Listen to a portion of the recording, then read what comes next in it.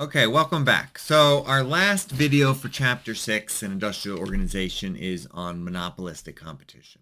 So as I said in the first video of this chapter, monopolistic competition basically is a combination of monopoly because we have differentiated products and so firms have a downward sloping demand curve and some pricing power, with perfect competition because there's lots of firms, there's no barriers to entry, and so we end up with zero economic profits. And so I think that's really the interesting thing and fairly accurate for a lot of consumer products, right? Where you have a lot of choice.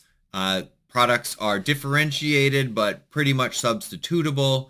And because of that competition, price is lower but not equal to marginal cost. And so there is some deadweight loss. So just going through the assumptions, formally here, many identical firms.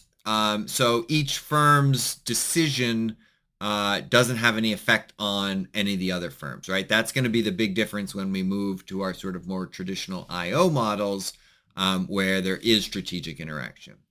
Firms produce differentiated products. So the idea here is that they're different. Consumers have different preferences for the products, but they're very much substitutable. So Coke and Pepsi, Levi's and Lee's, etc. No barriers to entry or exit. That's going to be important, right? Because that means if profits are positive, firms are going to enter. If profits are negative, firms are going to exit. Each firm is a profit maximizer. No frictions or other market imperfections, right? No externalities, no information asymmetries, etc. And there are economies of scale in production. So we'll relax this last one in the last slide here, but it doesn't really make a whole lot of sense. And so that's why we kind of put that assumption in. So we're just going to think about this graphically for the moment, right? So let's see what we have. We have our downward sloping demand curve, which means we get a downward sloping marginal revenue curve. We have economies of scale, which means that we have a downward sloping average cost curve that then increases, right? And so the marginal cost curve crosses right here. Now, what we know then is that our perfect competition price, would be somewhere around, here we would set marginal revenue equal to, or marginal cost equal to the demand curve, and then set the price equal to the average cost.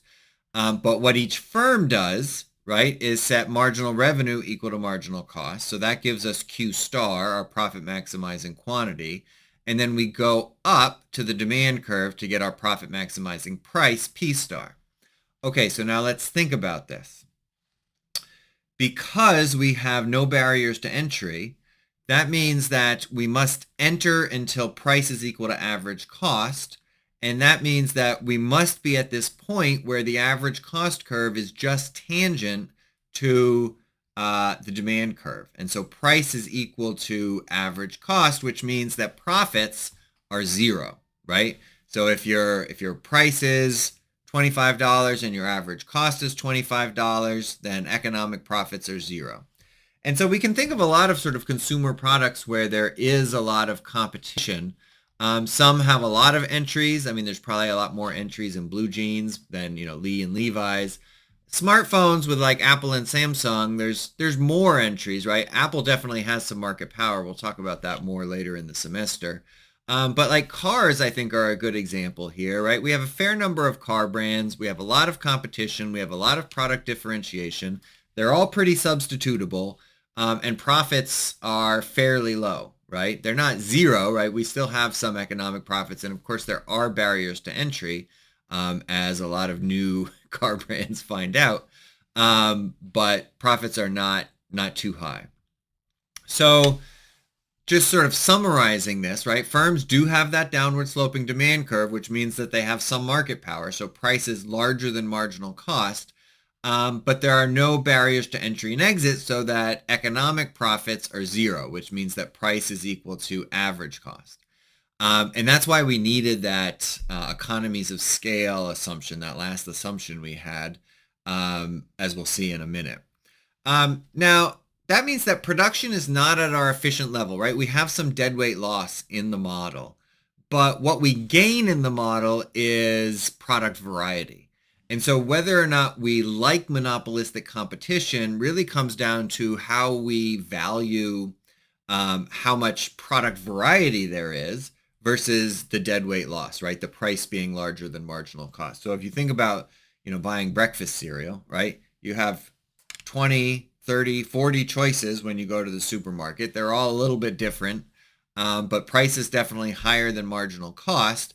But at the same time, no one firm is making a huge profit, right? Because, you know, the price is still pretty low, right? And so, um, I think in some ways we definitely do value this product variety, but also, of course, we value lower prices. So coming up with, whether or not it's a good or bad thing is difficult. So the last thing we'll talk about in this video is this relaxing that assumption of economies of scale, right? So if there's no economies of scale, then average cost and marginal cost are just equal, and the only place where they, touch the demand curve is at a corner solution. And so then you can kind of think of this as just like each firm is just teensy tiny. They're in infinitesimally small amount of output.